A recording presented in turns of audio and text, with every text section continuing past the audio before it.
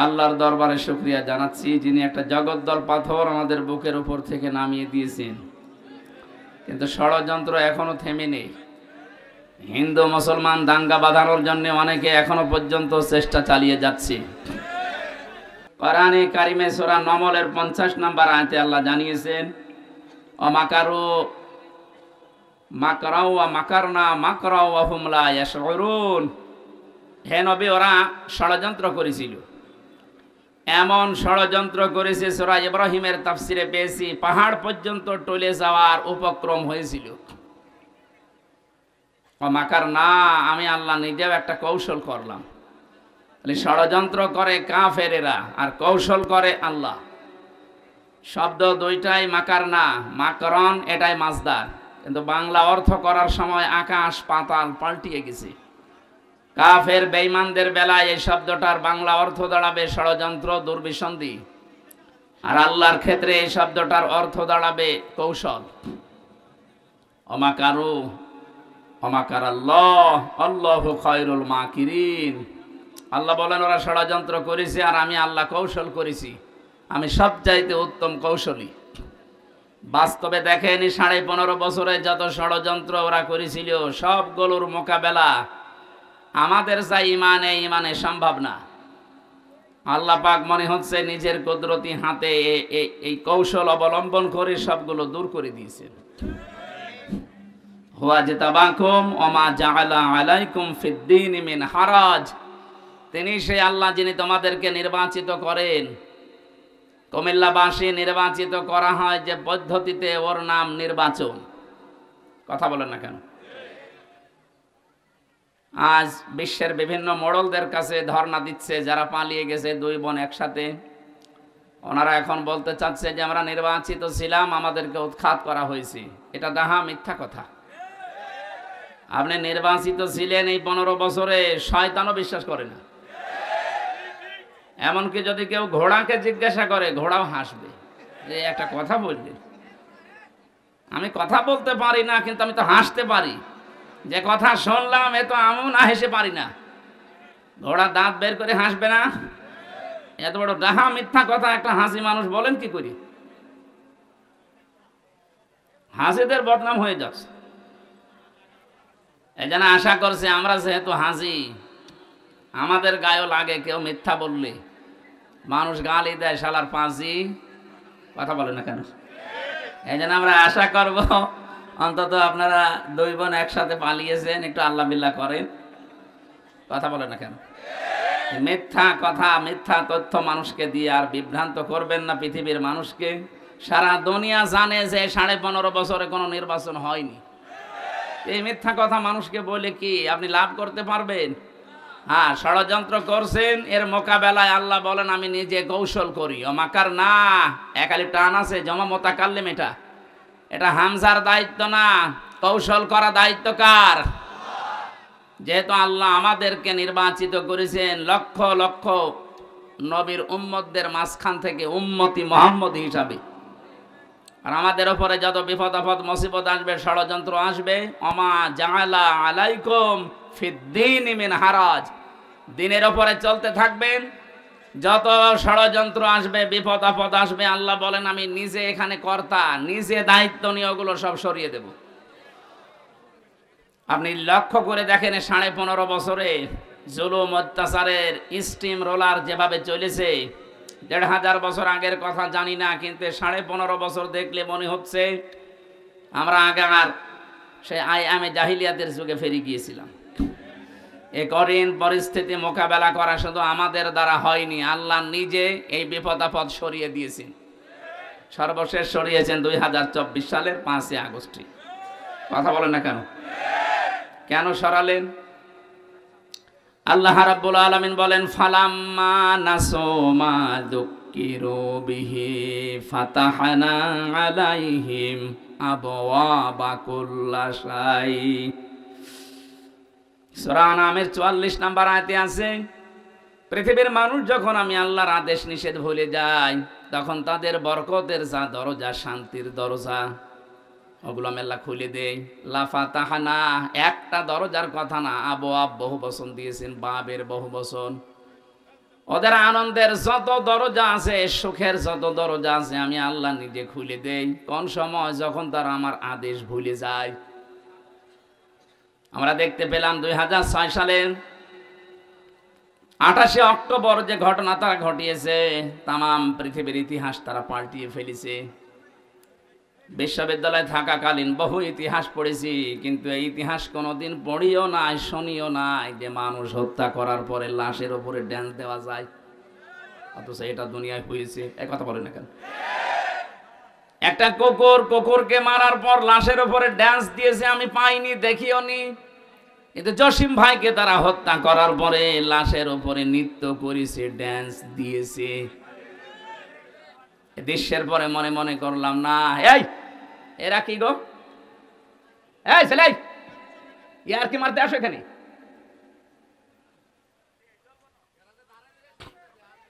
এখান থেকে যান যান যান যান, হয় বসেন না বাড়ি চলে যান, যান। নিজেও শোনে না, মানুষকে শুনতে দেয়।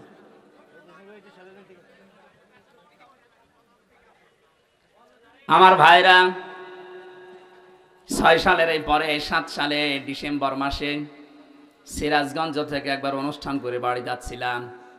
তখন বাসে আসতাম, বাসের পেছনে ড্রাইভারের পেছনে বসে আছি, গাড়ি যাচ্ছে। হঠাৎ দেখলাম রাস্তার মাঝে একটা কুকুর মরে পড়ে আছে। ড্রাইভার কুকুরের ওপর দিয়ে না দিয়ে বাম দিয়ে চালিয়ে দিল, গাড়ি ঝাঁকি দিয়েছে। ড্রাইভারকে বললাম, আপনি এমন করলেন, এখনই তো উল্টিয়ে যেত। ড্রাইভার আমারে বলছে, দেখছেন একটা কুকুর মরে পড়ে আছে, আমি ডবল করে চাপা দেব, আমার বিবেক নেই। আরে ভাই, এ তো মরা কুকুর, এতে মেরে ফেললে কি আর না মারলে কি, তো মরেই গেছে। ড্রাইভার আমার দিকে ঘুরে বলছে, হুজুর আপনি কি আসলেই হুজুর নাকি ভান ধরেছেন? আপনি কেমন হুজুর? আপনি দেখেন একটা মরা গরু, মরা কুকুর পড়ে আছে, আমি ডবল করে চাকা চালাবো, আমার বিবেক কি মরে গেছে? পিঠের ওপরে থাবা দিয়ে বললাম, আপনার নাম কি? সুব্রত। নাম শুনে বুঝলাম ইমান নেই, কিন্তু বিবেক আছে। এক কথা বলছেন না কেন? আর ইমান আছে, নামেই বোঝা যাচ্ছে ইমান নেই। সুব্রত বালা, তার মানে বিবেক আছে। একটা মরা জিনিস, যদিও নিকৃষ্ট জীব কুকুর, তারপরও আপনি মারতে পারলেন না ডবল করে। এই পৃথিবীতে আমরা চোখে দেখা গত বছরে জীবিত মানুষকে পিটিয়ে সাপের মতো মেরে ফেলার পরে দেখলাম তার লাশের ওপরে ড্যান্স দিচ্ছে। এটাকে মানুষ বলা সম্ভব? এদের কাজ নিষিদ্ধ করা হচ্ছে এমনিতে না, আমি নাম ধরেই বলছি। ছাত্রলীগ নিষিদ্ধ করার মতো 100 কারণ আমি বলতে পারবো এখন, কিন্তু এদের বৈধতা দেওয়ার মতো একটা কারণও নেই। আপনি যাতে বৈধতা দেবেন, কোন কারণে একটা দেখান। বিশ্বজিৎকে যারা মেরে ফেলতে পারে, একটা হিন্দু মানুষ যে মেরেছিল ওই শাওন, তাদের একজন আমার সাথে জেলে ছিল। বলছে, ভাই এমন কপ দিলাম, আমারে বারবার বলছিল যে কিসের শিবির, আমি হিন্দু মানুষ, আমি আপনাদের মতো হাফ হাতা না, আমি ফুল হাতা, তারপরও ছাড়ি নাই। কথা বুঝতেছেন? আমি ওই দিন ওই শব্দটা শুনেছিলাম যে আমরা মুসলমানরা হাফ হাতা আর ওরা ফুল হাতা। একটা একটা করে আপনি জাহাঙ্গীরনগর বিশ্ববিদ্যালয়ের দিকে তাকান, 100 মেয়ের ইজ্জত সম্ভ্রম নষ্ট করার পর ওরা মিষ্টি বিলোচন করেছে যে আমরা সেঞ্চুরি করলাম। 100টা কারণ আমার এই মোবাইলে আছে, যে 100টা কারণে ওদের নিষিদ্ধ করা যায়, কিন্তু বৈধতা দেওয়ার জন্য আমি একটাও পাইনি। আপনি তো বলেন তো যে এই কারণে বৈধতা দেওয়া যায়, বলেন তো কি করেছে? এত যা করেছে সবে অবৈধ কাজ। আমার যেটা শিক্ষা দেওয়ার বিষয় ছিল, একটা মানুষ 6 সালের এই ঘটনা যিনি ঘটিয়েছেন, যার নেতৃত্বে সারা দেশ থেকে লগি বইটা নিয়ে মানুষ গিয়েছে, হুকুমের আসামি হিসাবে তো তার নাম থাকা দরকার। কারণ আমরা এই কুমিল্লা থেকে তো ঢাকায় যেতে চাইনি, আপনার কথা মতোই আমি গেছি। মনে করলাম 6 সালের পরে আল্লাহ মনে হয় সব উল্টিয়ে দেবে। না, 2 বছর পরে দেখি না, আল্লাহ নিজেই পাল্টিয়ে তাদের হাতে ক্ষমতা দিয়ে দিল, সে যেভাবেই হোক। মনে করলাম 5 বছর গেল, যাক। ও আল্লাহ 14 সালে 9 সালে দেখি, 14 সালে আবার আল্লাহ তাদেরকে দিয়েছে। 18 সালে দেখলাম আল্লাহ তাদেরকে দিয়েছে। 24 সালেও দেখলাম আল্লাহ তাদেরকে দিল। কোরআনের এই আয়াতের দিকে তাকিয়ে মনে করলাম আল্লাহ মনে হয় এই আয়াতে যা বলেছে ঠিক না। ও আল্লাহ, কয়দিন পরে দেখি আল্লাহ তার এই আয়াতের বাস্তবতা একেবারে অক্ষরে অক্ষরে দেখিয়েছে। হাত্তা ইযা ফারিহু বিমা উতু, আমি তাদেরকে যে নিয়ামত দিয়েছিলাম, আমার এই দানকৃত ক্ষমতা বলেন, টাকা পয়সা বলেন, পাওয়ার বলেন, প্রভাব প্রতিপত্তি বলেন, যেগুলো নিয়ে তারা শান্তি শান্তি শান্তি অনুভব করত, আমার এই দানকৃত বস্তু নিয়ে যখন তারা আনন্দে আত্মহারা হয়েছিল, ফারিহু বহু বচন আছে, তারা যখন আনন্দে মেতেছিল, আখাযনাহুম বাগতাতান। এখানে যারা আরবি গ্রামার বোঝে জিজ্ঞাসা করেন, আখাযনা এক আলিফ টান আছে, এর ফাইল কর্তা সরাসরি আল্লাহ নিজে, হুম দিয়েছেন এর পরে আল্লাহ পাক বলেন আমি নিজে তাদেরকে ধরলাম বাগতাতান, আকস্মিক ভাবে। ফাইদা হুম মুবলিসুন, ওরা হতাশ হয়ে গেল, নিরাশ হয়ে গেল। আপনি তাকান আয়াতের দিকে, ১৫০০ বছর আগে নাজিল হওয়া, আমার মনে হচ্ছে 2024 সালের 5 আগস্টে 1:30টার সময় নাজিল হয়েছে। 1:30টার সময় আল্লাহ এমন হঠাৎ করে ধরেছে যে দুপুরে খাবার খাবে তাও সময় পায়নি। এর নাম বাগতাতান, আকস্মিক ভাবে ধরা। এতটুকু আল্লাহ আয়াতটা শেষ করে দেয়নি, পরের শব্দে জানিয়েছেন ফাইদা হুম মুবলিসুন। ও মানুষগুলোর চেহারার দিকে আপনি তাকিয়ে দেখেননি নবী? ওরা হতাশ হয়ে পড়েছে, নিরাশ হয়ে গেছে। যতগুলো জালেম এই 5 তারিখের পরে ধরা পড়ছে, আপনি তাকান, প্রত্যেকের চেহারায় হতাশার ছাপ। এই যে কালা মানিক, চেহারা দেখেছিলেন যেদিন ধরা পড়ে, কলার পাতা শুয়েছিল, এমনকি বিসি পর্যন্ত উড়ে গেছে। ওর সংসার করার কাজ শেষ। সংসার করবা,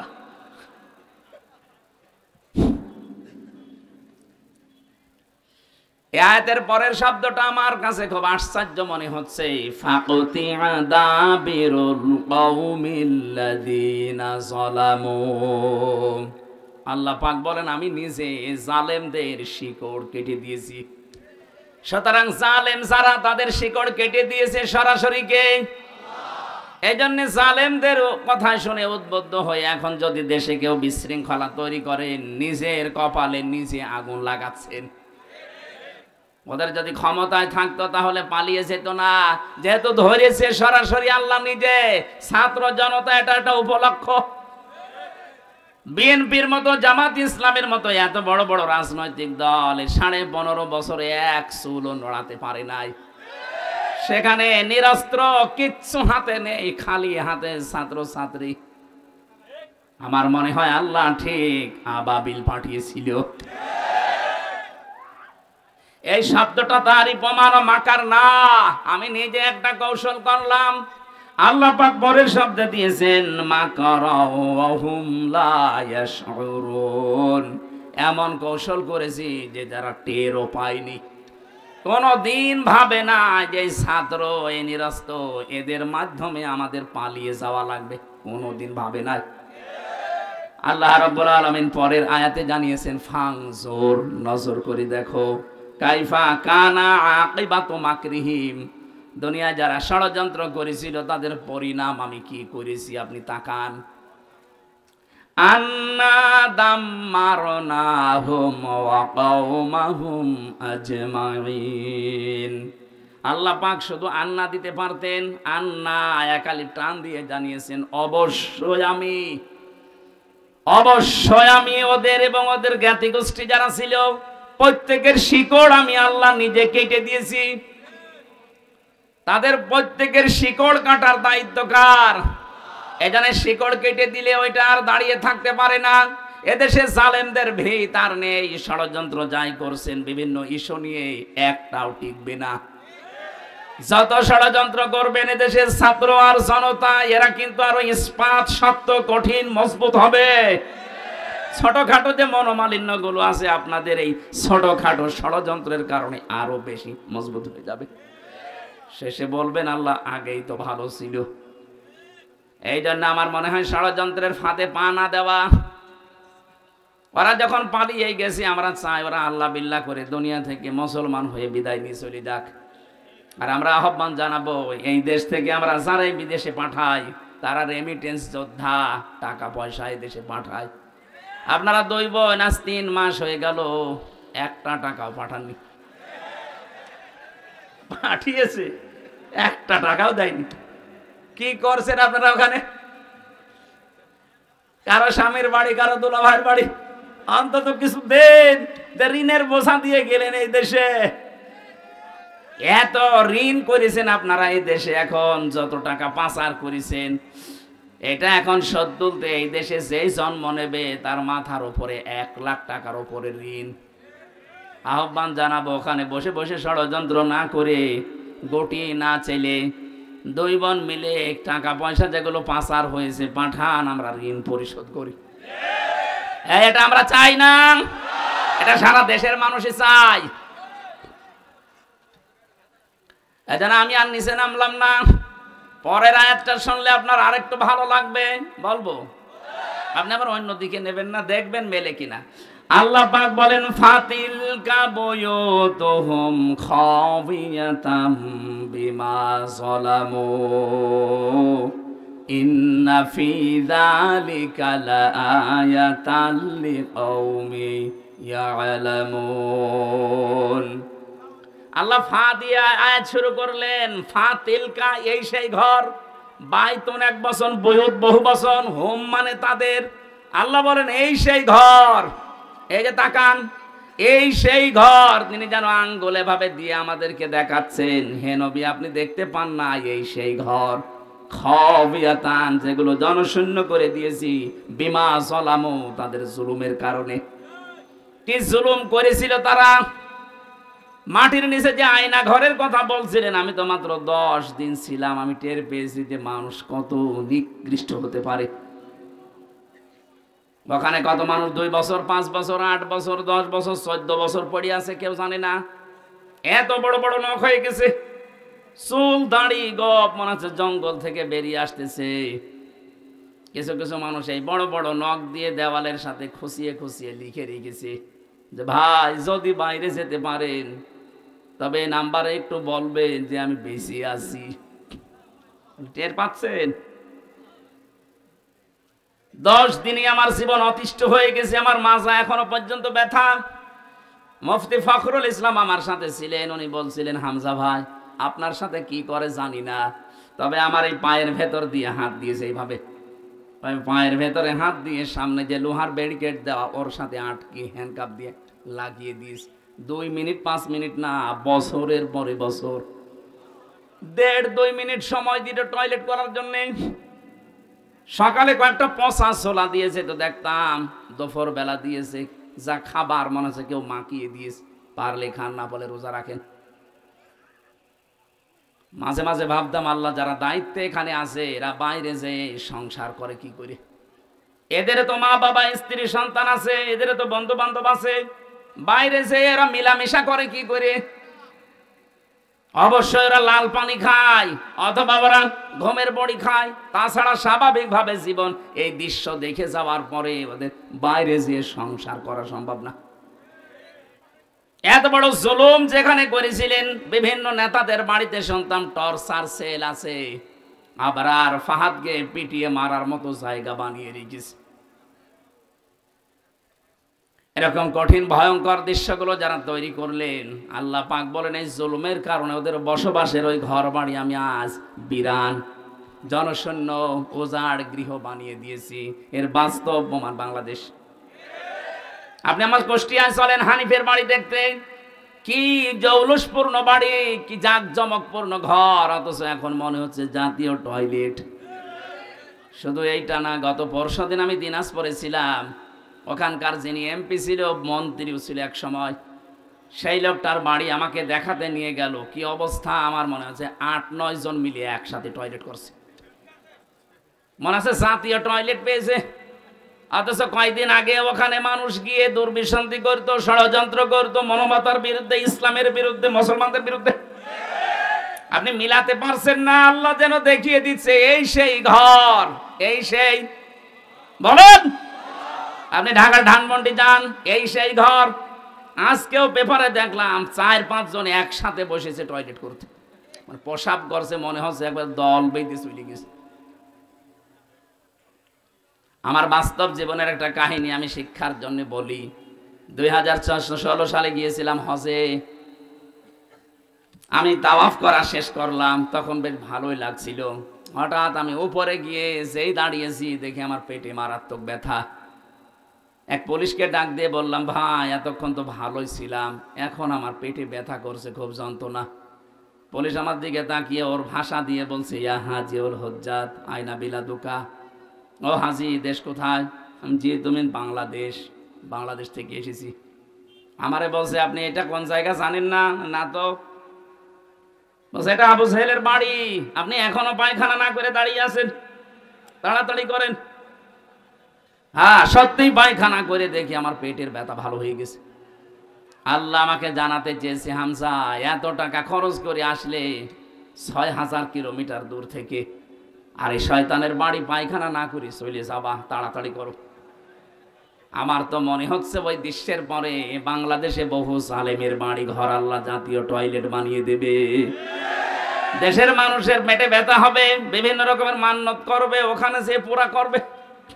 এক কথা বলেন না কেন? এখান থেকে আগামী প্রজন্ম যারা যারা যেন শিক্ষা নেয়, এজন্য আগে তিলকার আগে ফা দিয়েছেন, এটা ব্যাখ্যা। আল্লাহ বলেন শুধু এইটাই না, পরবর্তী যারা পৃথিবীতে জালেম হবে, জুলুম করবে, যেখানে বসে ওই জায়গাটাও আল্লাহ অভিশপ্ত করে দেবে। এখানে আগামী যারা ক্ষমতায় বসবেন তারা যেন জালেম হয়ে না যান। আমি আশা করছি কথা বোঝাতে পেরেছি। এরপরও যদি কেউ না বোঝার ভান করেন, এদিকে আসেন, ছড়ি কোদাল দিয়ে বোঝাচ্ছি। এটা আমি আয়াত খেলা করার জন্য পড়ি নাই। আগামীতে যারা চেয়ারে বসবেন তারা যেন জালেম হয়ে না যান, শিক্ষা নেবেন। 5 বছর হয়তো জুলুম করবেন, জনতা কিন্তু জেগে উঠবে। একবার যখন আবু সাইদের মতো জীবন দিয়া শিখা ফেলেছে, এদেরকে আর দাবানো যাবে না। এক আবু সাইদের কারণে লক্ষ লক্ষ আবু সাইদ আজ বাংলার বিভিন্ন জায়গায় দাঁড় হয়ে গেছে। ষড়যন্ত্র যদি না থামে, এরাও কিন্তু জীবন দিতে প্রস্তুত। এই জন্য যেই ফাঁদে পা দিয়েছেন থামেন। ইসকনের নাম নিয়ে হোক আর বিভিন্ন নামে আজ যেগুলো চালাচ্ছেন, যেখানে আছেন ওখানেই থামবেন। এটা কিন্তু ইন্ডিয়া না, এটা এখনো বাংলাদেশ। এদের হয়তো আর কিছু নেই, যতটুকু ঈমান আছে ঈমানের সামনে দাঁড়ানোর ক্ষমতা এখনো কারো নেই। কথা বলেন ঠিক কিনা? আমরা আর কিছু না মানি, অন্তত এটা বিশ্বাস করি যে আল্লাহ একজন আছে। এক কথা বলেন না কেন? আমার মনে হয় শুধু আমরা না, এদেশে আমরা যারাই বাস করি অন্য ধর্ম অনুসরণ করতে পারে, কিন্তু উপরওয়ালা একজন আছে, এই কথা তারাও বলে। কথা বলেন। আপনি পিনাকি ভট্টাচার্যের দিকে তাকান, আমার মনে হয় যে ওর 100টা কথা বললে 90টা আল্লাহর নামে বলে। অথচ নাম দেখেছেন, ধর্ম দেখেছেন পিনাকি ভট্টাচার্য, হিন্দু মানুষ। আপনি গয়েশ্বর বাবুর কাছে যান, 14টা কথা বললে আমার মনে হয় 10টায় আল্লাহর নামে বলে। সবাই এই পৃথিবীতে যারাই আছে, বিশেষ করে এই বাংলাদেশে, এরা সবাই বিশ্বাস করে আল্লাহ একজন আছে, উপরওয়ালা একজন আছে। কারণ বিপদে পড়লে আমরা দেখি দলমত থাকে না, সবাই তখন ডাকে কাকে? আমি ছোটবেলায় বরিশালে পড়তাম, ওই সময় ব্রিজ ছিল না, নৌকায় যাওয়া লাগতো। লঞ্চে ট্রলারে নৌকায় যখন যাচ্ছি, হঠাৎ দেখি ঝড় উঠেছে নৌকায়, টলাটলি করে নৌকা। আমরা যারা মুসলমান আছি বলছি লা ইলাহা ইল্লাল্লাহ। একজন দাদা হিন্দু আর দাদি দুইজন মিলে আমাদের সাথে পড়ছে লা ইলাহা ইল্লাল্লাহ। কি গো, চেহারা দেখে মনে হচ্ছে অন্য ধর্মের। এই যে এখানে কি দেওয়া থাকে, তিলক। ডাক দিয়ে বললাম, দাদা মুসলমান হয়েছেন কবে? হইনি। কালেমা পড়লেন? যে ঝড় উঠেছে ও কালী দুর্গার কাজ না, আল্লাহ লাগবে।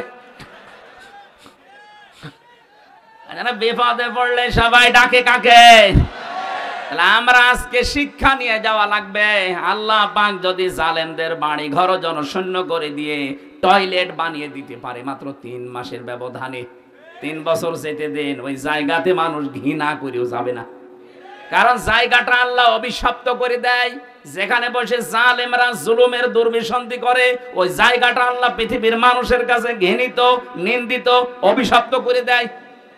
আমরা যারা সামনে কোনোদিন যদি চেয়ারে কেউ যেতে পারি, আমরা আর যাই করি যেন জনগণের সাথে জুলুম না করি। আল্লাহ এটা আমাদের বোঝার মতো তৌফিক দান করো, বলেন আমিন। দরুদ আর সালাম পড়ছি মুহাম্মদ রাসূলুল্লাহ সাল্লাল্লাহু আলাইহি ওয়াসাল্লামের প্রতি। যারা আনিত আদর্শ পেয়ে আমরা খুশি না বেজার? বলেন বলেন। এই জামানায় যদি হযরতে মুসা আলাইহিস সালাম আসতেন, হযরতে ঈসা নবী পর্যন্ত আসতেন, আর তারা যদি আমাদের নবী মুহাম্মদ রাসূলুল্লাহকে না মানতেন, বিশ্ব নবী জানিয়ে গেছেন আমি নবুয়ত পাওয়ার পর থেকে কিয়ামত পর্যন্ত যদি মুসা নবী ঈসা নবীও আসে আর আমার আদর্শ বাদ দিয়ে নতুন কিছু মেনে চলে, নবী হওয়ার পরও তারা জাহান্নামী। আপনি এই কথার ওজন টের পাচ্ছেন?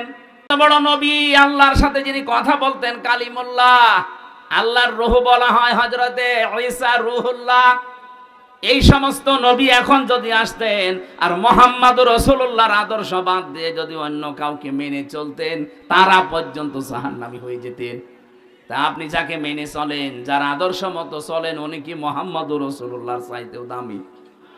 আমি ইঙ্গিত দিলাম, জ্ঞানী মানুষ আশা করছি আপনি বুঝে ফিরেছেন। এরপরেও যদি কেউ না বোঝার ভান করে থাকেন, আপনার এখানে বসে নবী ওয়াজ করলো আপনার কাজ হবে না।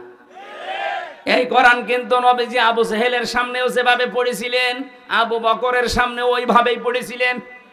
আবু জেহেল কোরআন শোনার পরে তার শয়তানি বেড়ে গেছে, আর আবু বকর কোরআন শোনার পরে তার ঈমান যা ছিল আরো বেড়ে গেছে।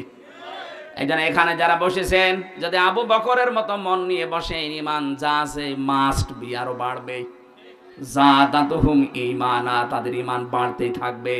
কিন্তু আবু জেহেলের মতো মন নিয়ে যদি বসেন, আমি আমির হামজানা কাবার ইমাম আব্দুর রহমান সোদাইসি ওয়াজ করলেও আপনার ঈমান বাড়বে না, আপনার শয়তানি বাড়বে। আশা করছি আপনি আবু জেহেলের মতো মন নিয়ে না, আবু বকরের মতো মন নিয়ে বসবেন। এক কথা বলেন না কেন? আমার আজকের আলোচনার বিষয় যে জাহান্নামের আয়াত পড়লাম, এমনি পড়ি নাই। পৃথিবীতে যে যেই ধরনের অপরাধ করবে, আল্লাহ পাক তাকে ওই জাহান্নামের দরজা দিয়ে প্রবেশ করাবে। আমি বহুবার এই কুমিল্লাতে এসেছি, বিশেষ করে 3টা বছর তো জালেমের জেলখানায় ছিলাম। এর আগে যতবার এসেছি বহু জায়গায় বলেছিলাম যে জাহান্নাম নিয়ে আমাদের এই দেশে, বিশেষ করে বাংলাদেশ আর ভারত, এই 2টা দেশে একটা ভ্রান্ত তথ্য দেওয়া আছে। আমরা মনে করি জাহান্নাম 7টা আর জান্নাত 8টা। না, জাহান্নামের স্তর বা জান্নাতের স্তর 7টা 8টা হতে পারে, কিন্তু জান্নাত আর জাহান্নাম একটাই। আমি এটা বানিয়ে বলছি না। সূরা নাহাল না হিজর, সূরা হিজরের ভেতরে আছে 14 নম্বর পারার 3 নম্বর পৃষ্ঠা 7 নম্বর লাইনের 43-44 নম্বর আয়াত। আল্লাহ পাক বলেন, লাহা সাবাতু আবওয়াব লিকুল্লি বাবিম মিনহুম জুজুম মাকসুম। এই জাহান্নামের দরজা 7টা। যে যেই ধরনের অপরাধ করবে, আল্লাহ তাকে দিয়ে সেই দরজা দিয়ে প্রবেশ করিয়ে শাস্তি দেবে। তাহলে জাহান্নাম কয়টা? এই যে প্রাইমারি স্কুল দেখেন, স্কুল তো একটা, ক্লাসরুম 5টা। যে যেই ক্লাসে পড়ে সেই দরজা দিয়ে সে প্রবেশ করে। আপনি ক্লাস 5-এ পড়েন, আপনি 4-এর ক্লাসে এসে বসে থাকবেন, আপনার কোনো ক্লাব আছে? ক্লাস 2-তে পড়েও কোনোদিন ক্লাস 5-এ যে বসে থাকলে লাভ আছে? না, আপনাকে বসতেও দেবে না, ওখানে ক্লাস করতেও দেবে না।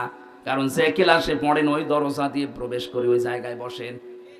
জাহান্নামে একটা, তার স্তর আল্লাহ বানিয়েছেন 7টা। আমরা জানি জান্নাত 8টা স্তর বানিয়েছেন, আমরা মনে করি 8টা। না, আল্লাহ পাক জান্নাতের স্তর বানিয়েছেন 100টার উপরে। এই কোরআনে আছে, সবগুলো আমরা জানি না, আমরা মাত্র 8টা জানি। আর জাহান্নাম 7টা না, জাহান্নামও 100টার উপরে স্তর আছে, আমরা 7টা বেশি জানি। যে যেই ধরনের অপরাধ করবে, আল্লাহ পাক বলেন তাকে ওই দরজা দিয়ে প্রবেশ করি আমি আল্লাহ শাস্তি দেব। কারণ জাহান্নামে এটা একটা ফাঁদ। এটা কি? পাখি ধরে মানুষ কি দিয়ে? ফাঁদ দিয়ে। বলেন না কেন? সূরা নাবার 21, 22, 23 এই 3টা আয়াতে ওই তথ্যগুলো আছে। তাফসীরুল কোরআন মাহফিল লিখেছেন, আমরা তাফসীর আকারে কথা বলবো ইনশাআল্লাহ। জবান খুলে এবার পড়েন আউযু বিল্লাহি মিনাশ শাইতানির রাজিম। একটু বাতাস দেন তো 5 মিনিট। বিসমিল্লাহির রহমানির রহিম।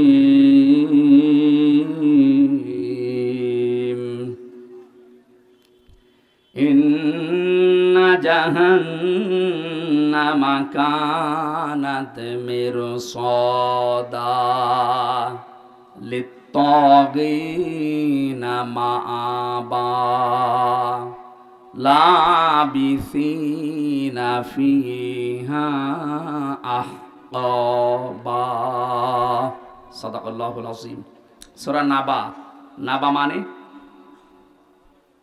আপনারা ঘুমাচ্ছেন, এটা ক্লাস চলছে, 1 ঘন্টার ক্লাস চলছে। ছাত্রের মতো জবাব দেবেন। 1 2 ছেলে মেয়েরা যেখানে জবাব দেয় কি করে, জি বলে এইভাবে বলবেন। যদি বলতে না পারেন যে ক্লাসে আছেন, আপনাকে কিন্তু নামিয়ে দেওয়া হবে। এক ছেলে যে কাঁদছিল বাবার কাছে, আব্বা কি হয়েছে, রেজাল্ট দিয়েছে। রেজাল্ট দিয়েছে, কাঁদিস কেন, ফেল করেছিস? কথা বলছে না। যেই থাপ্পড় দিয়েছে বলছে, আব্বা ফেল করলে তো একটা কথা ছিল, ছিলাম 5-এ নামিয়ে দিয়েছি 3-তে। কি ছাত্র দেখে, আর পরীক্ষা কি দিয়া দিয়েছে। ফেল করলেও তো অন্তত ওই ক্লাসে থাকতে পারতাম। এমন পরীক্ষা দিয়েছি, স্যাররা রাগ করে আমার 2-3 নামিয়ে দিয়েছে। এখনো 5 পড়তে আমার আবার 3 বছর লাগবে। এখানে যারা ক্লাস করছেন আজকে জবাব দেবেন একেবারে 5-এর মতো, যেন অন্তত 6-এ ওঠা যায়। এই কথা বলে না কেন? হ্যাঁ, এইভাবে জবাব দেবেন। আজকের আলোচনাটা গুরুত্বপূর্ণ এই জন্যে, পৃথিবীতে আমরা যে যেই ধরনের কাজে আছি, অপরাধে আছি, আমলে আছি, এইটা দিয়ে আল্লাহ জাহান্নামের ওই দরজা প্রস্তুত করে রাখবে। কারণ এটা একটা ফাঁদ আমাদেরকে ধরার জন্য আল্লাহ বানিয়েছেন। আমরা এখন নিজেরাই চিন্তা করবো যে আমাদের জীবনের দিকে একটু তাকাই, আসলে আমি কোন দরজা দিয়ে প্রবেশ করার মতো উপযুক্ত হলাম। যদি হয়ে থাকে তাহলে এই মুহূর্তে রাস্তা বাদ দিয়ে জান্নাতের 100টা স্তর আছে, যে কোনো একটা রাস্তায় আমি দৌড়াবো। কথা বলেন না কেন? আশা করছি আপনি বুঝবেন যদি স্থির থাকেন। আল্লাহ বলেন অবশ্যই জাহান্নাম কানাত মিরসাদা, এটা একটা ফাঁদ, এটা আমি বানিয়েছি। কেন এ ফাঁদ বানালাম, কাদের জন্য? লিত্তাগিনা মাআবা। 1 নম্বরে যারা দুনিয়ার সীমা লঙ্ঘন করে, 2 নম্বরে এই পৃথিবীর ময়দানে লাবিসিনা ফিহা আহকাবা। 1 নাম্বার কারণটা আমরা শেষ করি আগে। সীমা লঙ্ঘন দুনিয়া যারা করবে তাদের স্থায়ী এবং কোনোদিন তারা এখান থেকে আর বের হবে না, এইটাই তাদের জায়গা। তাহলে 1 নম্বরে জাহান্নামে, এই যে একটা নাম, এটা যে দরজাগুলোর নাম বলছি, জাহান্নাম একটা, লাজা একটা, হতমা একটা, হাবিয়া একটা, সাঈর একটা, সাকার একটা, এরকম 7টা দরজা, মেন দরজা আছে। আর ছোটখাটো দরজা 100টার উপরে। এর প্রথমটায় ভয়ঙ্কর একটা নাম, জাহান্নাম। নাম কি বলেন? বলেন। একটা দরজার নাম মনে করেন এটা ক্লাস 5-এর দরজা, এখান দিয়ে আল্লাহ প্রবেশ করাবে। 1 নম্বরেই তাদেরকে প্রবেশ করাচ্ছে দুনিয়াতে যারা সীমা লঙ্ঘন করেছেন। সীমা লঙ্ঘন কি? সেই দুনিয়া তৈরির পর থেকে আল্লাহ এটা আমাদেরকে আগে জানিয়েছেন, আমাদের আদি পিতা আদমের মাধ্যমে। হযরতে আদম আলাইহিস সালাম জান্নাতের ভেতরে বেশ আরামেই ছিলেন, কিন্তু তার মনের ভেতরে একটা অজানা অশান্তি ঘুরপাক খাচ্ছিল। রব্বুল আলামিন এটা টের পেয়ে তার ঘুমন্ত অবস্থায় বাম পাঁজরের একটা হাড় বের করে একটা সুন্দর মহিলাকে আল্লাহ বানিয়ে রাখলেন, নাম দিলেন হাওয়া। হযরতে হাওয়া এত সুন্দরী ছিল, যেহেতু আল্লাহ নিজে হাতে করে তাকে বানিয়েছেন। আল্লাহ পাক বলেন লাকাদ খালাকনাল ইনসানা ফি আহসানি তাকওয়িম। মানুষের এই চেহারাকে আমি আল্লাহ এত সুন্দর করে বানিয়েছি। তাফসিরে আয়াতের তাফসির পড়তে গিয়ে দেখলাম পৃথিবীর জমিনে যত নারী আল্লাহ পাঠিয়েছেন, 4 জন নারীকে আল্লাহ সব চাইতে সুন্দর বানিয়েছিলেন। তার 1 নম্বরে হযরতে হাওয়া, 2 নম্বরে ওই যে জুলাইখা, 3 নম্বরে ইব্রাহিম নবীর প্রথম স্ত্রী হযরতে সারা, 4 নম্বরে নবীজির ছোট মেয়ে হযরতে ফাতেমাতুজ জোহরা রাদিয়াল্লাহু তাআলা আনহা। এত সুন্দর করে আল্লাহ তাদেরকে বানিয়েছিলেন, কিয়ামত পর্যন্ত এত সুন্দরী মানুষ আর দুনিয়ায় আসবে না। আমরা ঐশ্বরিয়াকে দেখে অনেকে অজ্ঞান হয়ে যায়। হযরতে আদমের স্ত্রী হাওয়া আলাইহিস সালাম আমাদের আদি মাতা, তাকে দেখলে আপনি না খেয়ে থাকতেন। এজন্য আমাদের আদি পিতা হযরতে আদম ঘুম ভাঙার পরেই তাকে দেখলেন, তাকালেন, ধরতে গেলেন।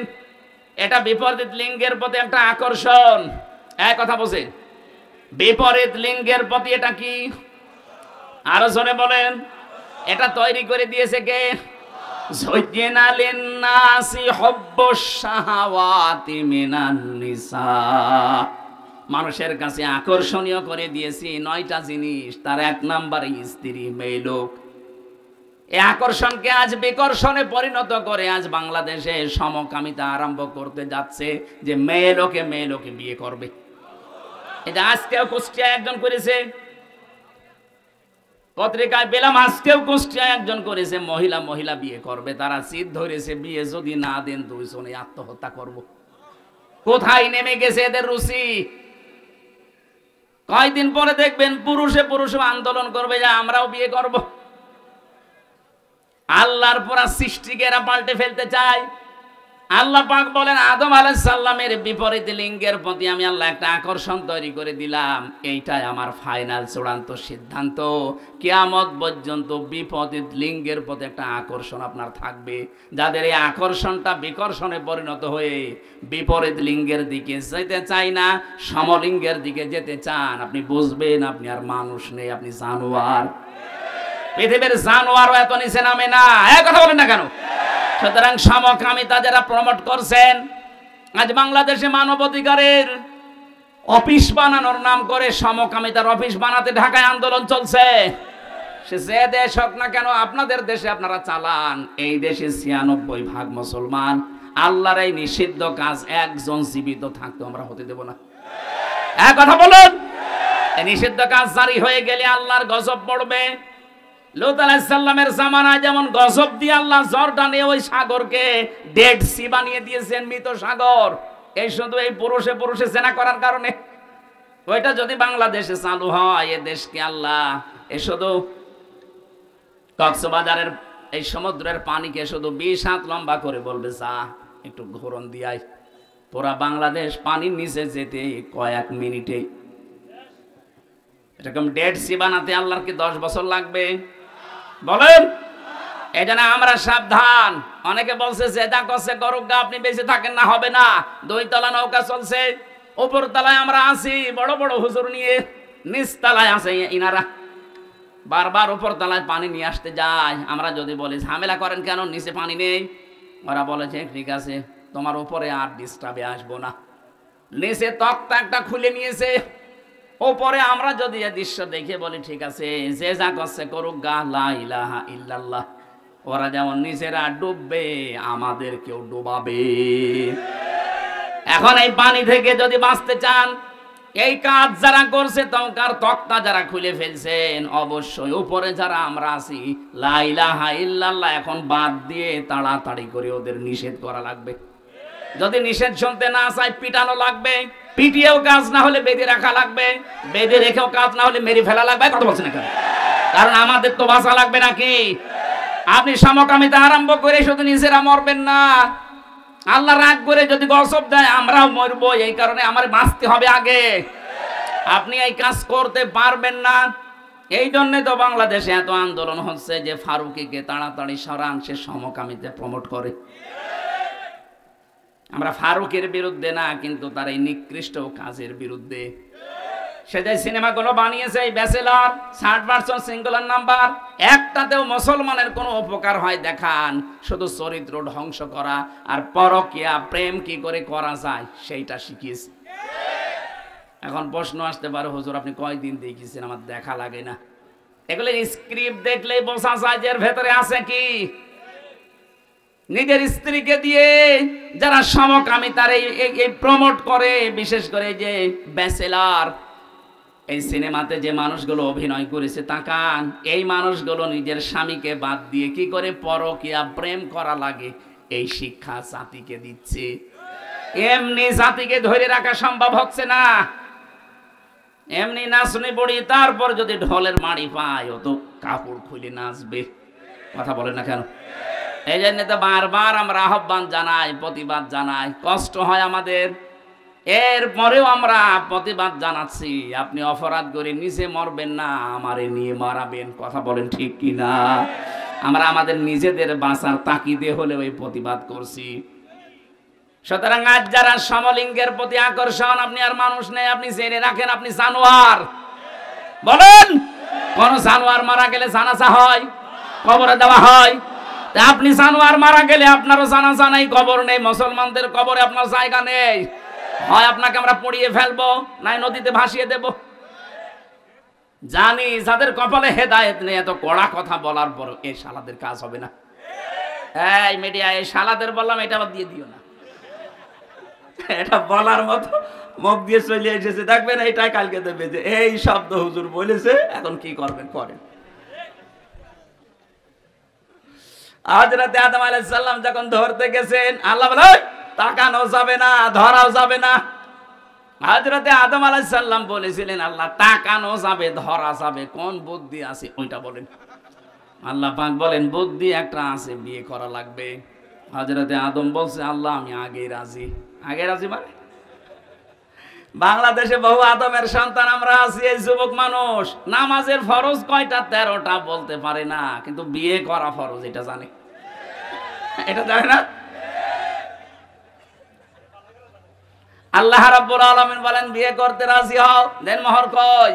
দেন মোহর নেই। দেন মোহর নেইতে বিয়ে করার শখ আসে কোত্থেকে? তার মানে এই আয়াত থেকে বোঝা যায় বিয়ে করার আগে আপনার দেন মোহর জোগাড় করা লাগবে। যদিও বাংলাদেশে এখন সিস্টেম নেই, বাকিতে লিখে রাখেন, পরে সময় পেলে দেব। তো বাকিতে লিখে রাখেন, পরে সময় পেলে দেব, পরে সময় পেলে বিয়ে করবেন। কথা বলেন না কেন?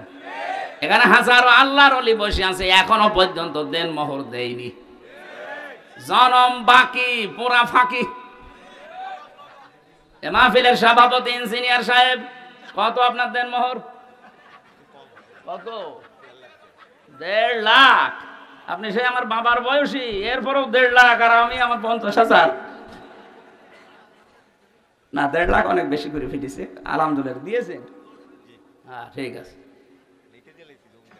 জমি জায়গা লিখে নিয়ে লিখেছে। অথচ এখানে দেন মোহর বাকি আছে, আমি চেহারা দেখলে টের পাচ্ছি। হাত তোলেন তো কাদের বাকি আছে। দেখি একবার মুসলমানি দিয়ে দেখি, দেন মোহর দিতে পারো না? কুমিল্লার বদনাম হয়ে যাবে না? কে এবার এসেলাম মেয়ে বিয়ে দেবে? দেন মোহর বাকি আছে যাদের, না হাসি ঠাট্টার জন্য না, দেওয়া লাগবে। ওয়াতো হন না উজুর হন না ফারিদা, এটা নামাজ পড়ার মতো ফরজ। কি কথা বললেন না? আর একটা নিয়ম বাংলাদেশ থেকে দূর করা লাগবে। আজ যারা 150, 200, 250 বরযাত্রী নিয়ে মেয়ের বাড়িতে খেতে যান, এটা ছোট লোকি কারবার, জায়েজ নেই এটা। আপনি অলিমা করবেন, নিজের বিয়ের অলিমা নিজে করবেন, মেয়ের পক্ষের আরো 50, 100, 200 জন, আর আপনার নিজের আত্মীয় আরো 200, 500 লোক নিজের বাড়িতে খাওয়াবেন। কিসের বরযাত্রী যাচ্ছে? বাবার যেটা কুসন্তান ওইটা বরযাত্রী যায়। আপনি কি কুসন্তান? আজকে নিয়ত করেন জীবন আর কারো বরযাত্রী যাব না, বিয়ে হয় হোক না হয় না হোক। বিয়ে করলে দরকার হয় বাবাকে বলবেন যে আমি অনুষ্ঠান করব আমার বাড়িতে, মেয়ের বাড়ির আরো 50 জন নিয়ে এসে খাওয়াবেন। 18, 20 বছর, 22 বছর এত কষ্ট করে এই মেয়েটা মানুষ করে আপনাকে দিচ্ছে, ওই মেয়েটার কোনো লাভ ওর মেয়ের আর মা আর বাবা পায় না, সব লাভ আপনার। এই কথা বলছেন এখন? আপনার সন্তান তার ধারণ করা লাগে, আপনার বংশ বৃদ্ধি করা লাগে, খেদমত করা লাগে, সারা জীবন আপনার বাড়ি থাকা লাগে। অথচ মেয়েটা মানুষ করে দিলেও তার কি লাভ আছে? কোনো লাভ নেই। খালি 18, 20 বছর, 22 বছর ওর পেছনে বিনা কারণে শ্রম দিয়েছে আর খরচ করেছে। আমি বারবার এটা বলছি কারণ আমার 3টা মেয়ে, কোনো ছেলে নেই। আমার তো বাঁচা লাগবে নাকি? না ভাই, এটা মাসলা, আপনি মেনে নেন, অন্তত আমাকেও বাঁচান। আমার ছেলে 3টা হলে আমি মাসলা বলতাম না, মনে হয় না। এই নিয়ম বাংলাদেশে যেহেতু আছে, কুমিল্লা জেলায় আছে কিনা জানি না, বরযাত্রী যান, এটা পাল্টাবেন। মেয়ের বাড়ি থেকে আরো 100-150 মানুষ নিয়ে আসবেন, নিজের পক্ষ থেকে আরো 150, 300 মানুষ খাওয়াবেন নিজের বাবার টাকা খরচ করে। কিসের বরযাত্রী যাচ্ছেন আপনি? হযরত আদম বলেছিলেন, আল্লাহ আমার অর্থ নেই, আমি দেনমোহর দেব দিকরে। আল্লাহ তাকে শিখিয়েছিলেন আমার নবী মুহাম্মদ রাসূলুল্লাহর উপরে 10 বার দরুদ শরীফ পড়ো। বিয়েটা হয়ে গেল, জিবরাইল নিজে কাজী হয়ে বিয়ে পড়িয়েছেন। বিয়ে শেষ করার পরে এবার আমি এই শব্দটা বলার জন্য আসলাম। আল্লাহ রাব্বুল আলামিন ডাক দিলেন আদমকে, অকুলনা ইয়া আদামুসকুন আনতা ওয়া যাওজুকাল জান্নাতা অকুলা মিনহা রাগাদান হাইসু শি'তুমা। কয়েকটা মাসলা এখান থেকে আসবে, খুব ভালোভাবে শুনবেন। আল্লাহ পাক বলেন, আদম বিয়ে হয়ে গেছে, বউ নিয়ে চলে যাও বাড়িতে। জান্নাত হযরতে আদমের বাড়ি আর আমাদের বাবার বাড়ি। কথা বলেন না কেন? জান্নাত হযরতে আদমের বাড়ি আর আমাদের, আরো জোরে বলেন আমাদের। কি পেলেন এখান থেকে? বিয়ে করার পরে ওয়াকুলনা ইয়া আদাম মুসকুন আনতা, আপনি নিজে, ও যাওজুকাল জান্নাহ, আর আপনার স্ত্রীকে। তার মানে বউ বিয়ে করার পরে ওটা নিয়ে আপনার বাবার বাড়ি যাওয়া লাগবে। অথচ কত মানুষ আরো ঘর জামাই থাকে। আপনার লজ্জা নেই? আপনার বিয়ে করে বউ বাড়ি থেকে নিয়ে যাওয়া লাগবে বাবার বাড়ি, আর আপনি নিজে সহ থেকে যাচ্ছেন ঘর জামাই। না, এই সিস্টেম পাল্টান, এটা ছোট লোকি কারবার। বউ নিয়ে বাবার বাড়ি যাবেন, যেই শেষ নেই। আল্লাহ শিক্ষা দিয়েছেন এখানে 3টা অকুলা। যারা আরবি গ্রামার বসে জিজ্ঞাসা করেন, আল্লাহ কিন্তু আংতা অকুলা দিতে পারতেন, একবারেই দিয়ে বচন দিয়েছেন যে নিজের বাড়িতে বউ নিয়ে যাওয়ার পরে নিজে মরণের খাওয়া খাবা, এরপরে বউকে খাওয়াবা না। একবারে কোলা দিয়ে বচন কেন দিলেন? আজ বাংলাদেশে নারী পক্ষ, নারী স্বাধীনতা আন্দোলন, নারী বিপ্লব পরিষদ, নারী মুক্তি পরিষদ, 13টা সংগঠন কাজ করছে মেয়েদের অধিকার আদায়ের জন্য। অথচ আল্লাহ যে অধিকার মেয়েদের দিয়েছে, কিয়ামত পর্যন্ত পৃথিবীর কেউ এই অধিকার দিতে পারবে না। আল্লাহ পাক কি সমতা দিয়েছেন দেখেছেন? কোলা আদম নিজে খাবে, তারপরে বউ খাবে, হবে না। যেই পরিমাণ সেই মানের খাবার নিজে খাবে, ওই মানের খাবার স্ত্রীকে খাওয়ানো লাগবে। এমনকি কোন মানুষ যদি ভালোবাসা মহব্বতের নজরে নিজের স্ত্রীকে খাবার খাওয়ায়, প্রতিটা লোকমা সাদগা দেওয়ার মতো সওয়াব হয়। মানুষ খাবার খাওয়ায় নিজের বউর বাদ দিয়ে অন্যের বউকে। ও বলছে ঠিক, তার মানে ও কি করে? কুমিল্লাবাসী, আজ বাংলাদেশে যদি আয়াতটা রাষ্ট্রীয়ভাবে কায়েম থাকতো, আল্লাহর কসম, মেয়েরা যে আন্দোলনগুলো করার জন্য বিভিন্ন ফাঁদে পা দিয়ে আজ বেপরদা হয়ে চালাচ্ছে যে আমাদের অধিকার দেওয়া লাগবে, সমান অধিকার। কিসের সমান অধিকার? আল্লাহ পাক আপনাদের অধিকার আমাদের চাইতে আরো 3 গুণ বেশি দিয়েছেন। কি কথা বললেন আদমকে? যাওয়া কোলা, নিজে যা খাবে, নিজে যা পড়বে, ওই পরিমাণে ওই মানের খাবার হওয়া লাগবে।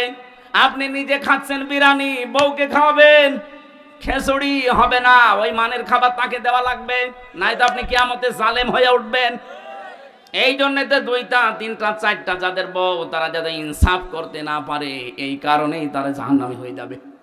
আল্লাহ 2টা 3টা 4টা বিয়ের কথা বলেছেন ঠিক, কিন্তু শেষে এসে বলেছেন যদি ইনসাফ করতে না পারো, যদি ভয় হয়, আশঙ্কা হয়, তে এক বউ নিয়ে সন্তুষ্ট থাকো। 2 নম্বরে রাগাদান হাইসু শি'তুমা, বউ নিয়ে শুধু বাবার বাড়িতে, নিজের বাড়িতে নিয়ে আটক অবস্থায় রাখবা, ঘরের ভেতরে না। ওকে নিয়ে বেড়াতে যাবা, যেখানে ইচ্ছা যাবা, যা ইচ্ছা খাবা। তার মানে বউ নিয়ে বেড়াতে যাওয়া মাঝে মাঝে, এটা আদম নবীর সুন্নাত। এই নির্দেশ কার? আরো জোরে বলেন। কোনদিন নিয়ে গিয়েছেন কোন জায়গায় বেড়াতে? স্ত্রীকে সাজগোজ করার জন্য কোন স্বামী যদি অর্থ ব্যয় করে, নবীজি বলেন ওটা আল্লাহর রাস্তায় দান করার সওয়াব হয়। মিজান সাহেব যদি ওনার স্ত্রীর জন্য প্রতি মাসে 20,000 টাকা করে সাজগোজ করার জন্য কসমেটিক কিনে দেয়, মনে করবেন 20,000 টাকা আমি আল্লাহর রাস্তায় দান করে আসলাম। কোন স্ত্রী তার নিজের স্বামীকে নিজের দিকে আকৃষ্ট করার জন্য যদি সাজগোজ করে আয়নার সামনে বসে বসে যতক্ষণ সাজবে, নফল নামাজের সওয়াব হবে। আজ এই পারিবারিক জীবনে এই ছোটখাটো বিষয়গুলো গুরুত্ব দেয় না মেয়েরা, এই কারণে অধিকাংশ স্বামী পরকীয়া প্রেম করে। এটা আরেকটু জোরে বলতে পারলেন না? আর একটু জোরে বলেন। তার মানে পরকীয়া প্রেম এলাকায় চলছে।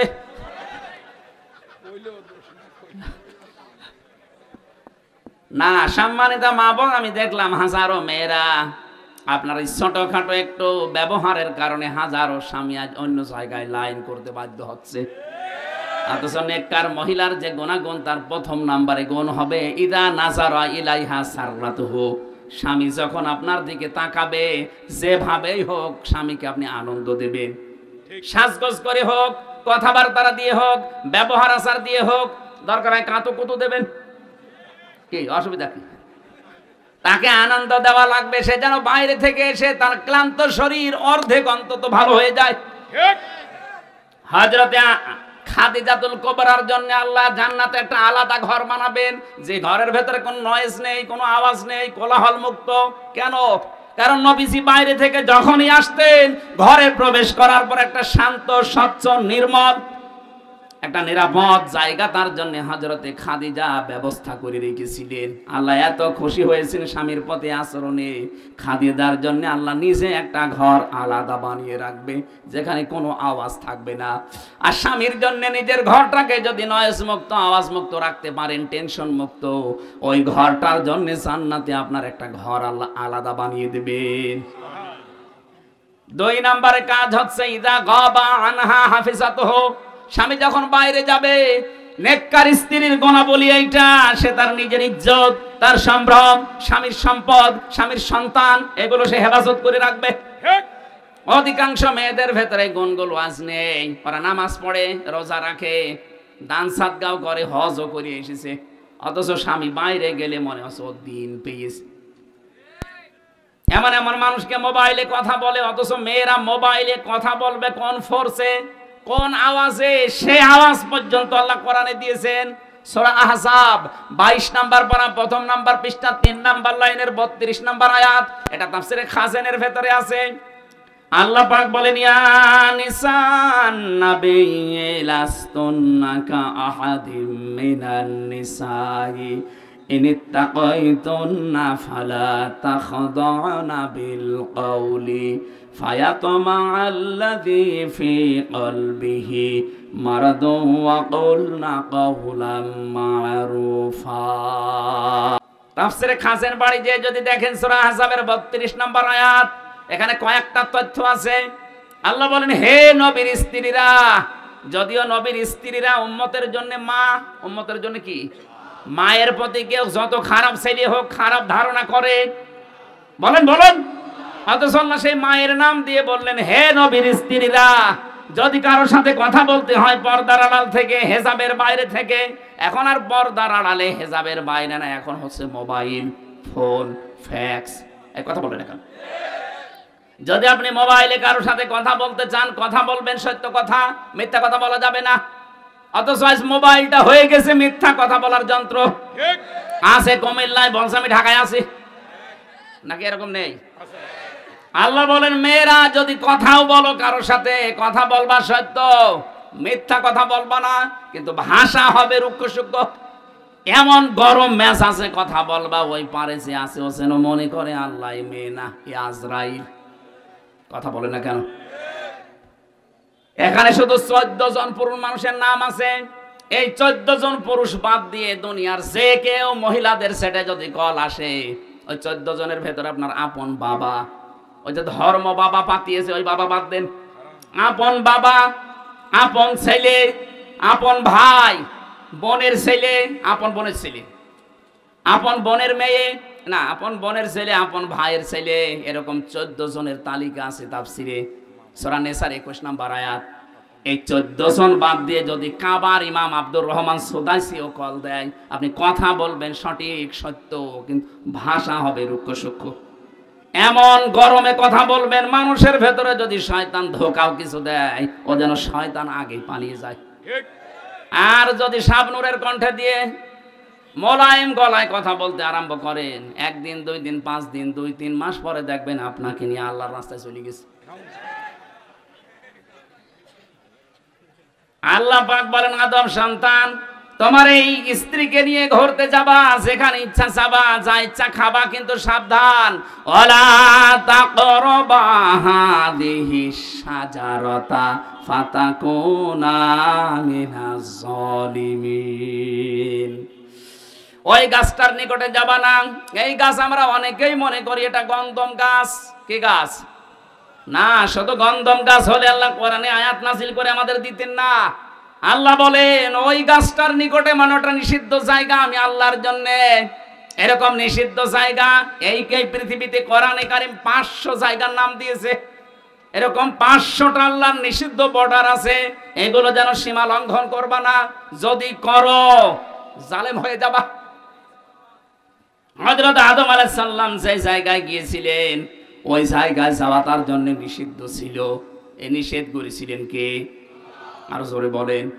আপনার বউ নিয়ে ঘুরতে যাবেন, মেয়ে নিয়ে যাবেন, কিন্তু এমন অনুষ্ঠানে যাওয়া যাবে না যেখানে গেলে নিজেরও পর্দা থাকে না, বউরও পর্দা থাকে না।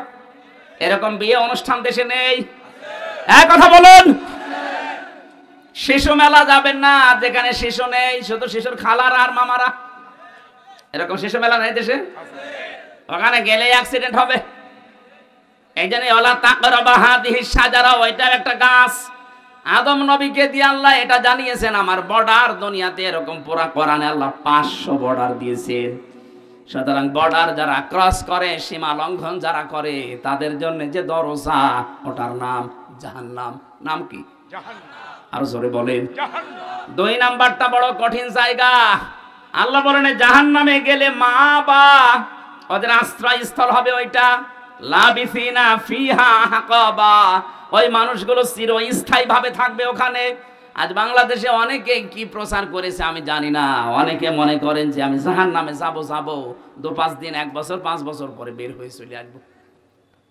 কি আর শাস্তি হবে? যা হয় হোক। বের হওয়ার সময় তো আবার হাউজে কাউসার থেকে গোসল করে আবার আগের হামজা হয়ে যাব। আপনি কি এটা দুনিয়ার জেলখানা পেয়েছেন নাকি?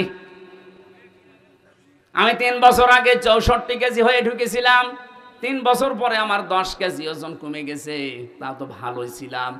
আর জাহান্নামের ভেতরে আল্লাহ বর্ণনা দিয়েছেন কাল্লা ইন্নাহা লাযা নাযাআতাল লিশাওয়া, কখনোই না তোদেরকে আমি লাজা দিয়ে প্রবেশ করাবো। এটা আবার আরেকটা দরজার নাম। এই লাজা যাদেরকে দেব সঙ্গে সঙ্গে প্রবেশ করলে চামড়া আগেই খসে যাবে। কি ভয়ঙ্কর জায়গা দেখেছেন? এই দরজা দিয়ে প্রবেশ করতে দেরি, চামড়া খসতে দেরি হবে না। জাহান্নামে লাজা নামে যে দরজা আল্লাহ বানিয়েছেন, এই লাজায় আল্লাহ তাদেরকে প্রবেশ করাবেন। এখানে শাস্তি হচ্ছে ঢুকলে আগে চামড়া খসে যায়। আমার তো 3 বছরে 10 কেজি কমে গেছে। আমি বের হওয়ার সময় 54 কেজি ছিলাম, প্রবেশ করার সময় 64 কেজি ছিলাম। 3 বছরে আমার খাওয়া দাওয়া দেওয়ার পরও 10 কেজি কমে গেছে। আর জাহান্নামে লাজায় দেওয়ার সঙ্গে সঙ্গে মানুষের চামড়া আগে খসে যাবে। আল্লাহ পাক বলেন এখানে ডাকবে কাদেরকে জানো? কারা এ দরজা দিয়ে প্রবেশ করবে? তাদউ মান আদবারা ওয়া তাওয়াল্লা ওয়া জামাআ ফাআওয়া। পৃথিবীর ময়দানে যাদেরকে সত্যের দিকে আহ্বান করা হয় কিন্তু তারা উল্টো মুখ ফিরিয়ে চলে যায়। আর বাংলাদেশে এই প্রকার মানুষ বেশি। সত্যের দিকে আহ্বান করা হচ্ছে আল্লাহর কোরআন দিয়ে, নবীর হাদিস দিয়ে। আমি তো মন মতো কথা বলছি না, সবই দলিল দিয়ে বলছি। এগুলো শোনার পরেও যারা এবার টান করে মুখ ফিরিয়ে চলে যায়, হ্যাঁ বাদ দে। এই কথা যারা বলে মানুষগুলো জান্নাতে যাওয়া ওই রকম অসম্ভব, সোসের ছিদ্র দিয়ে উঠ যাওয়া যেরকম অসম্ভব। আমাদের আচরণ চরিত্র যেন এরকম আবার না হয়ে যায়। না বলছে বলুক, ওরকম বলেই থাকে না। আমি আর কি মারার জন্য বলছি না। ডাক দেওয়া হবে তাদেরকে মান আদবারা ওয়া তাওয়াল্লা, যে ব্যক্তি মুখ ফিরিয়ে নেয় আর উল্টো দিকে চলে যায়। আজ বাংলাদেশে এই অভ্যাসটা আমাদের অধিকাংশের হয়ে গেছে। নাই তো যত কোরআনের কথা এদেশে বলা হচ্ছে, এদেশ তো জান্নাত হয়ে যাওয়ার কথা। বিশ্বের কয়েকটা দেশ আমি কিছুদিন আগেও তো ঘুরে আসলাম। এই যে সিঙ্গাপুরে, মালয়েশিয়াতে এত কড়াকড়ি। সিঙ্গাপুরে কথা বলতে গেলে আমাদের দেশের মতো ওখানে 14 জায়গায় অনুমতি নেওয়া লাগবে। আমি এক জায়গায় কথা বলেছিলাম, অনুমতি নেওয়া ছিল না। এজন্য যারা আয়োজন করেছিল ওরাও বিপদে পড়ে গিয়েছিল আমাদের দেশের মতো। ওই দেশে কোরআনের কথা এত ওপেনলি না, সব ঘরের ভেতরে, অডিটোরিয়ামের ভেতরে, মসজিদে, এরকম জায়গা বিশেষ আছে। আর আমাদের দেশে এত উন্মুক্ত থাকার পরেও আমরা দেখতে পাচ্ছি সত্যের দিকে আলেমরা হাত পা ধরতে বাকি আছে।